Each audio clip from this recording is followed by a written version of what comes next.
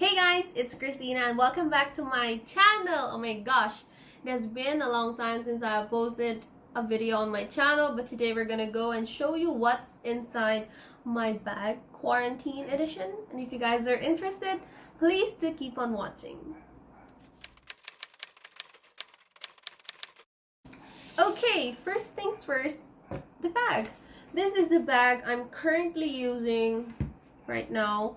Very simple, very basic, very thin, just like that. Very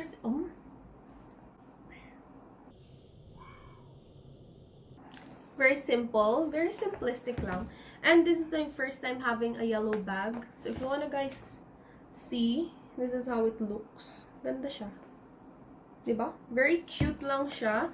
And it's adjustable. I just got this off Shopee. Very cheap. 414 pesos lang to. I can link it down for you guys in the description box if you want to go and check it out.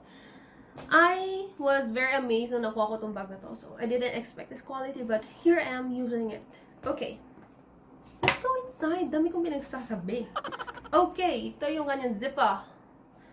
Just like that. Very simple. Very me. Here we go. Okay, first thing in here, my mask. I always wear a mask. Dahil nga COVID, guys, you need to bring a mask with you. And I usually have an extra one, but I don't know why it's not in here, a disposable one. So in case na maiwan ko yung disposable, I have this one. So I have a mask. Next thing in here, alcohol. This container has been with me for 2 years na, and it's still sturdy. I am in love with this. Alcohol/disinfectant. I need this every day. And nung wala pang COVID, I always bring alcohol with me anyway, so. Okay, what's next? My wallet! Wow, wallet talaga yung sunod ko na po. Okay.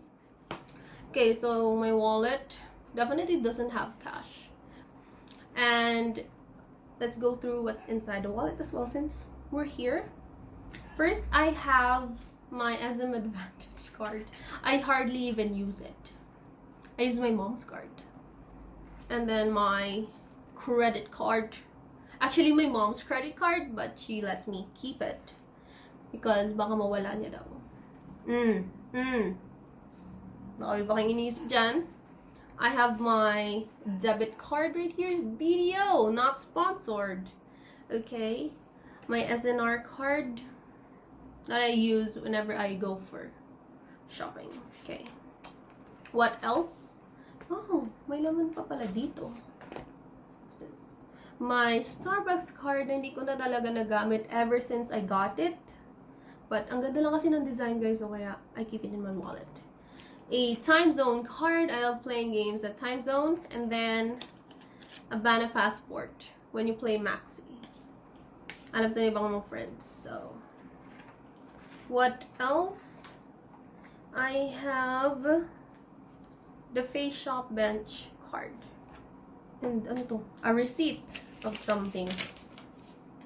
Oh, ring light. Okay. What else? Oh, LBC card ng aking mother. Okay.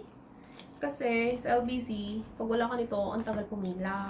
Kaya, tinago ko na talaga siya. Nakailang kuha na kami niyan, guys. But, laging nawawala. And of course, I have Jungkook right here. Ito binigay sa akin ng fan din na nakita niya ako. So, very cute. And I just keep it in here. Yan. Yun lang yung nasa wallet ko. Next. Very short lang tong video, guys. A handkerchief. Ever since na may pasok o wala, I have a handkerchief in every bag I have. As in, if you guys know me, or my friends know me, lagi ako may panyo. So, my driver's license, which is I think for display or something, I bring this everywhere kasi minsan may need kang pakitaan ng valid ID. Okay, I bring this with me, and my mom keeps telling me to bring it with me for emergencies and stuff like that. So I got this year during COVID. So yay for me. Okay, next, the most important thing in here. My quarantine pass. You need this to like get through the mall security. Basically, yun lang So, mag-groceries. you need this. Kasi pag wala ka daw quarantine pass, hindi ka nila papasukin. Lalo na nung time na mas mahigpit. I just forgot which one is it. Yung mas mahigpit. Basta you need this. A must. Ball pen! Since we fill out a lot of things when going to the grocery, going to the mall, and you know, eating at the restaurants, you fill out this form where you have VIN, your temperature. So I make sure I bring a ball pen with me para I can use my own and I won't spread anything to people. But I know that the ball pens there are sanitized, so that's good. Usually dalawa yan eh. Hindi ko alam, isa lang siya eh. Perfume or alcohol. Perfume or cologne or body mist. I use this one, or I bring this one with me. I can also link this down for you if you're interested on getting this one. It's a very portable size container. And this is the Victoria's Secret Bombshell. Love that scent. Pang everyday ko siya. I don't know, I just feel super fresh when I use this, and parang napaka-feminine. I don't know, but I think a lot of people have used this, so you get why. Okay. Oh my gosh, we're almost done. Paubos na. Okay. A lipstick. I don't know why I bring a lipstick nowadays when I don't even show my face or half of my face when going out. I don't know, it just became a routine of mine ever since na I started doing makeup. I have a lipstick in my bag.